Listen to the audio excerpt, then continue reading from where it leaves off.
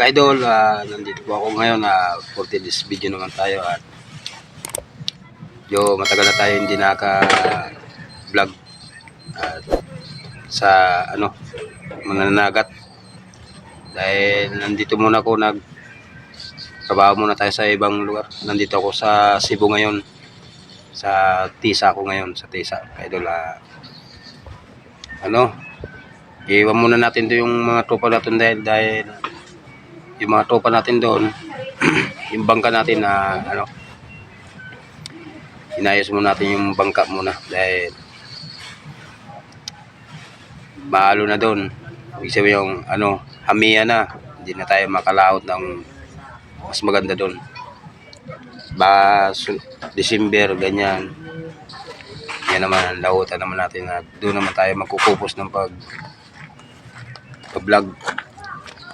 Nagpasalamat ako sa lahat ng sumusuporta sa video ko at yung mga followers ko dyan, yan, mga ka-idol natin yan, ka-idol din kayo. Sana kayo magsawa sa akin pag suporta sa mga video ko, ka-idol, dahil hindi ko lang alam kung makatanggap ako dito ng kahit paunti-unti. Tutulong din natin yan, promise lang yan. Dahil ito nga pinapangarap ko mag-vlog gusto ko makatulong din sa kapwa kahit sino nang ngailangan. Yan, wala tayong pili, pala rin tayo ng ganitong buhay, pag-vlog o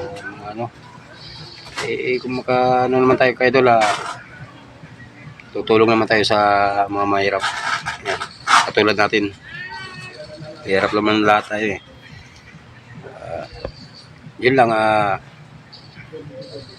Hindi naman tayo lahat dapat hindi tayo madamot sa tao kung meron tayo. Sana ngayon, hanggang ngayon muna, wala pa tayo, kaya matulong dahil wala pa tayo.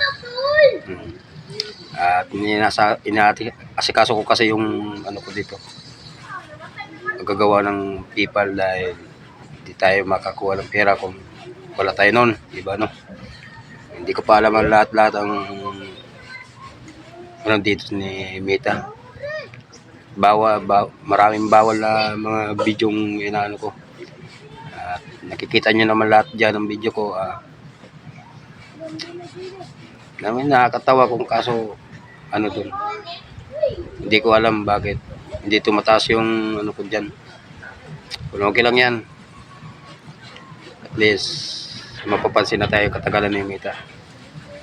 Tulad nga sinabi ko, pag mapansin na tayo, kumita na kahit paunti-unti, tutulong din natin sa mga mahirap yan. Yan. Mahirap, para tayo mahirap, kaidol. So dito lang ang video ko, kaidol. Salamat sa subaybay nitong bagong video ko naman. Yan. Sana kayo magsawa sa akin mong suporta. Kahit baday tignan lang, okay na yan. Salamat lahat sa nagsusuporta sa akin. Yan. Papasalamat ako ng taong pusong papasalamat sa inyo. Yan. Yan na.